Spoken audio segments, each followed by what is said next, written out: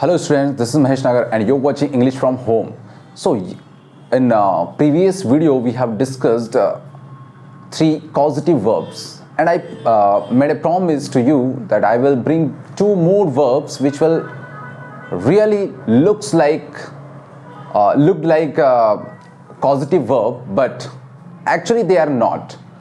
दो और verb जिनको हम आज डिस्कस करने वाले हैं and the two next verbs are late and help. We have already discussed late with another verb that is make. Make के साथ हम पहले ही late को यूज कर चुके हैं और इसलिए late के बारे में ज़्यादा नहीं बात करेंगे, हम बात करेंगे help के बारे में. Late एक्चुअली इसका मीनिंग होता है to allow और permit, यानी कि किसी को परमिशन देना या अलाउ करने के लिए आपको लेट का यूज करना है. अब यहां पर परमिशन की बात आ रही है या फिर अलाउ की बात आ रही है, अलाउ करना. So you can ask for permission और you can grant the permission. In both the cases you can use let. दोनों ही कंडीशन में आपको लेट यूज करना है. टेंसेस की बात भी आएगी कि सर प्रेजेंट में कैसे यूज करेंगे, पास्ट में कैसे यूज करेंगे. तो I will tell you each and everything about let and help. Help, as you know that help means to assist someone, to help someone, किसी की मदद करना, किसी को असिस्ट करना और उसका यूज उसी मैनर में और उसी तरह से करेंगे. बट यहाँ पर थोड़ा सा डिफरेंट सेंस के लिए हम इसका यूज करने वाले हैं. चुटकी बजाते हम देखते हैं कि क्या क्या स्ट्रक्चर है. सबसे पहले जैसा स्ट्रक्चर हमने पॉजिटिव वर्ब्स का देखा था वैसे ही स्ट्रक्चर इन दोनों के लिए यूज करेंगे बट मीनिंग में कुछ दूसरी तरह से निकलेगा. उतना फोर्सफुली हम नहीं कहेंगे जितना कि हम मेक का यूज करते हुए कहते थे. यहां पर लेट का मतलब हमें निकालना है अलाउ करना या परमिशन देना या परमिशन लेना. स्ट्रक्चर होगा सबसे पहले आपका सब्जेक्ट आना है, सब्जेक्ट के बाद लेट और हम कहेंगे कि कोई भी टेंस हो यानी कि एनी टेंस, किसी भी टेंस के लिए हम लेट का यूज करेंगे. प्लस आपका ऑब्जेक्ट आना है और यहां पर कंपलसरी ये बात है कि object should be always a person. ये ऑब्जेक्ट आपका हमेशा एक पर्सन होना चाहिए. Plus base form of the verb. Base form you can understand. Base form क्या होता है, मींस वर्ब की फर्स्ट फॉर्म होता है. वर्ब की फर्स्ट फॉर्म को हम बेस फॉर्म कहते हैं. इसके बाद प्लस अगर कुछ एक्स्ट्रा है सेंटेंस में तो वो हम ऐड करेंगे. This structure will really help you to improve your spoken skills as well as writing skills. Let me give some examples so that you can understand in what ways we can use it in our spoken English. Subject, कोई भी subject ले लीजिए like he lets me drive his car. He lets me drive his car. वो मुझे अपनी car चलाने देता है. ठीक है, हम बोल सकते हैं फादर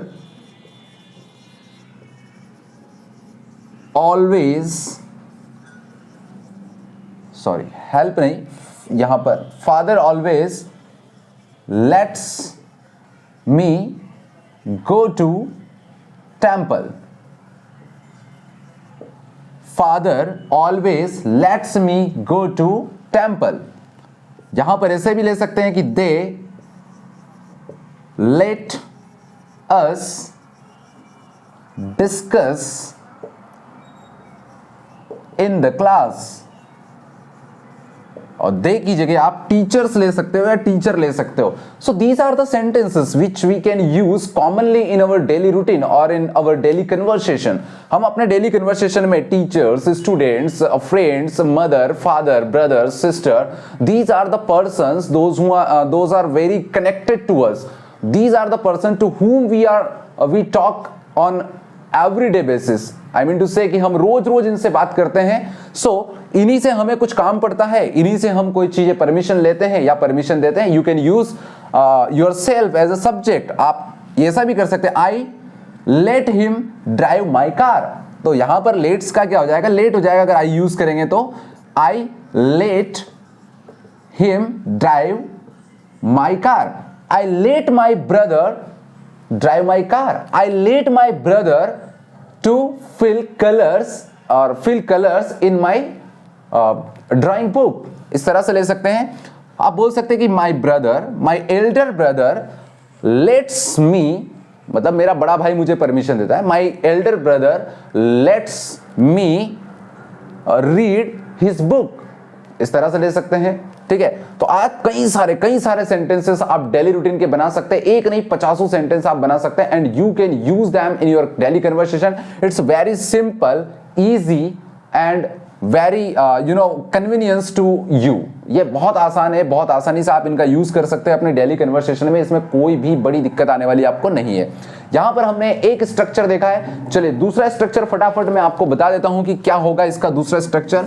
इसी स्ट्रक्चर को ध्यान में रखते हुए हम दूसरा स्ट्रक्चर बनाने वाले हैं और आपको लगेगा कि यार ये तो बहुत इजी था, इसमें कोई दिक्कत वाली बात है नहीं। I am just conveying you all the possible structures. मैं आपको सभी पॉसिबल स्ट्रक्चर की बात कर रहा हूं। यहां पर हमने बोला है कि कोई भी टेंस हो सकता है लेट का, लेकिन लेट का कोई भी टेंस हो सकता है, लेकिन लेट को का पास्ट नहीं होता है कुछ भी। तो लेट की जगह हम दूसरे टेंस के लिए हम क्या यूज करेंगे, अलाउ या परमिट। अब इनका पास्ट हम बना सकते हैं, अलाउ को अलाउड कर सकते हैं और परमिट का परमिटेड कर सकते हैं। लेट का कोई सेकंड या थर्ड फॉर्म नहीं होता है, इसलिए इसका मीनिंग हम यूज करेंगे अलाउ और परमिट। यहां पर आपको वैसे ही यूज करना है subject, let, any tense, object plus इसके बाद आपको जो आना है वहां पर ध्यान रखना है आपको, वहां पर आएगा टू इन्फिनेटिव। और टू इन्फिनेटिव का मतलब क्या होता है स्टूडेंट्स, टू इन्फिनेटिव का मतलब होगा टू आएगा, उसके बाद वर्ब की बेस फॉर्म आएगी, तो इसको हम टू इन्फिनेटिव कहते हैं। और उसके बाद अगर कुछ आना है तो रेस्ट ऑफ द थिंग जो है वो सेंटेंस की बाद में आ जाएगी। जैसे हमने एक सेंटेंस देखा था अभी, आई let my sister read my book. ये पुराने वाले स्ट्रक्चर जो अभी बताया था उस स्ट्रक्चर की बात कर रहा हूं मैं। यहां पर रीड रखा था, अब यहां पर करना कुछ नहीं है, यहां पर टू लगा देना है। तो क्या हो जाएगा, I let my sister to read my book. ठीक है, यहां से बिल्कुल सिंपल है, केवल टू ऐड करना है, किससे, बेस फॉर्म के पहले। कोई चेंज नहीं आएगा, कोई मीनिंग में कोई सेंस में चेंज नहीं है, बिल्कुल वैसा का वैसा ही है। सिर्फ एक सेंटेंस को बनाने के दो डिफरेंट तरीके हैं, two different structures are there to understand और to convey the same message. Same message को समझने के लिए और सेम मैसेज को कन्वे करने के केवल दो अलग अलग तरीके, इससे अलावा और कुछ भी नहीं है। बहुत इजी है। यहां पर आप अगर इसको सेकंड फॉर्म में ले जाना चाहते हो तो आप बोल सकते हो आई अलाउड माई सिस्टर की जगह ब्रदर कर दो, कुछ भी कर दो, my sister to read my book।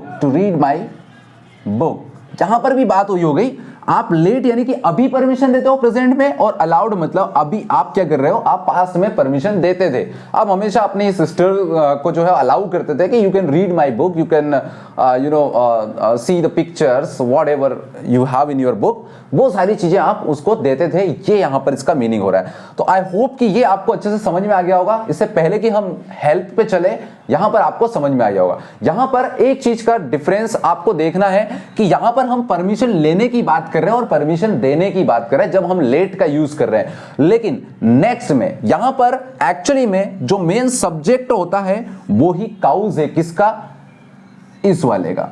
Causative verb क्यों कहते हैं इनको, हम पहले वाले सेंटेंस के भी एग्जांपल देखना, मेक वाला, हैव वाला, ठीक है, गेट वाला। यहां पर देखिए, I let my sister to read my book, ये जो सेकंड एक्शन है वो एक्चुअली इस वाले सब्जेक्ट पर डिपेंड करती है। इस सब्जेक्ट ने क्या किया, परमिशन दी, तभी ये वाली एक्शन हुई है। अगर ये परमिशन नहीं देता तो ये वाली एक्शन कभी भी नहीं हो सकती थी। ठीक है, अगर ये एक्शन का कारण, तो इस एक्शन का काउज क्या है, इस एक्शन का काउज ये है, इस एक्शन का कारण ये है। इसलिए लेट को क्या बोलते हैं हम, कॉजेटिव वर्ब बोलते हैं। ठीक है, तो आपको आई होप ये पॉजिटिव वर्ब क्यों कहते हैं इनको, ये बात भी आपको अब समझ में आ गई होगी। चलिए तो हम दूसरे पे चलते हैं, जहां पर अलाउ की बात हो रही थी, लेट की बात हो रही थी, हम इसको पूरी तरह से इरेज कर देते हैं ताकि हेल्प आपको अच्छे से हेल्पफुली समझ में आए, ठीक है, ये भी आपको हेल्पफुल हो जाए इसको साफ करना भी, ठीक है। हेल्प का यूज करना है सेम स्ट्रक्चर, बिल्कुल A to Z same structure follow करना है, केवल और केवल लेट की जगह हेल्प रखना है, ठीक है। वैसा का वैसे ही करना है, मैंने आपको बताया था सब्जेक्ट प्लस हेल्प। अब आपको ये पता है कि यहां पर एक इजी हो जाएगा कि हेल्प का कोई दूसरा, हम बोल सकते हैं कि दूसरा फॉर्म नहीं है जो सेकंड फॉर्म या थर्ड फॉर्म, हेल्प को आप हेल्प कर देंगे तो सेकंड फॉर्म और थर्ड फॉर्म हो जाएंगे। ये भी एनी टेंस यानी कि किसी भी टेंस के लिए आप यूज कर सकते हो, प्लस यहां पर आपका ऑब्जेक्ट आएगा और object should be always a person. ये भी हमेशा क्या होना चाहिए, एक पर्सन ही होना चाहिए, क्योंकि हेल्प करोगे तो किसको करोगे, पत्थर को नहीं कर सकते ना, आप पर्सन को ही करोगे। प्लस यहां पर आएगा आपका base form of verb, base form of verb. अब दोनों को मैं यहां पर कंबाइन कर देता हूं, प्लस जो भी एक्स्ट्रा होगा वो आ जाएगा। बेस फॉर्म ऑफ वर्ब के साथ या आप चाहे तो टू प्लस इन्फिनेटिव भी आप यूज कर सकते हैं, यानी कि टू इन्फिनेटिव भी आप यहां पर यूज कर सकते हो।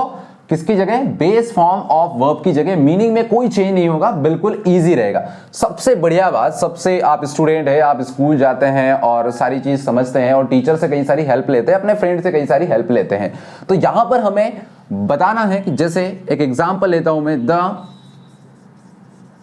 टीचर, प्रेजेंट में ले लेते हैं, helps me understand the lesson.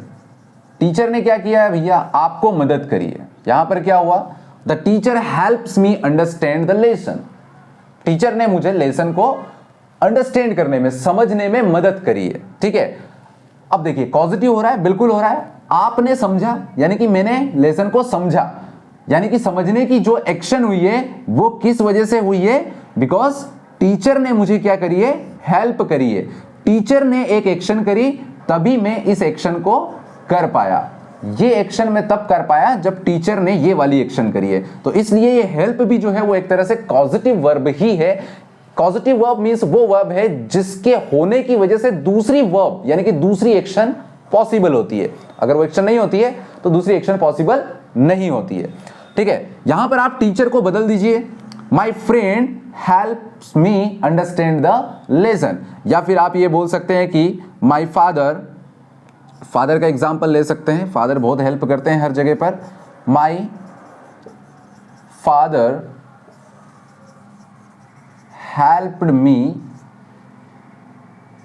To learn English.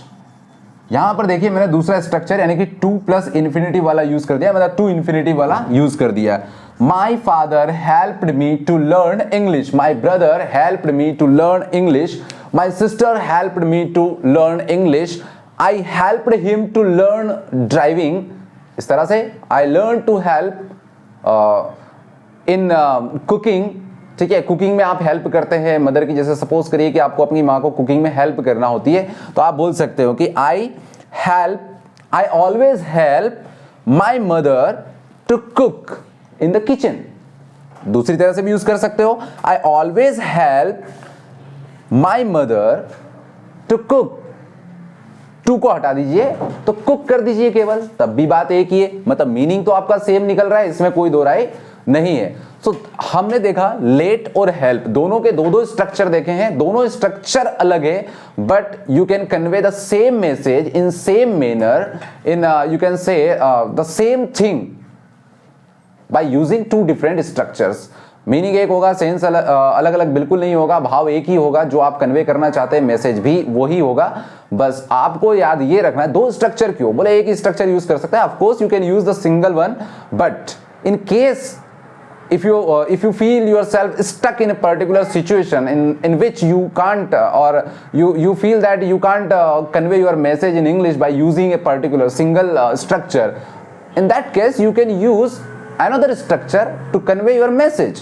और जब आप एक ही एक स्ट्रक्चर को यूज करेंगे तो इट विल सीम्स दैट कि यार कैसा आदमी है कि जैसा बिल्कुल ऑर्डिनरी इंग्लिश बोल रहा है, right? So you can use the different pattern, different structure, so that your English will be impressive to others and definitely आप इन्फ्लुएंस करेंगे लोगों को, डेफिनेटली आप सीखते जाएंगे।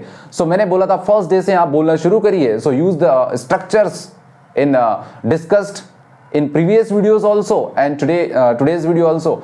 जो भी स्ट्रक्चर फॉलो करना है उनको बस बोलते चलना है। तो आशा करता हूँ आपको सारी चीज समझ में आई होगी and wish you best of luck and thanks for watching this video.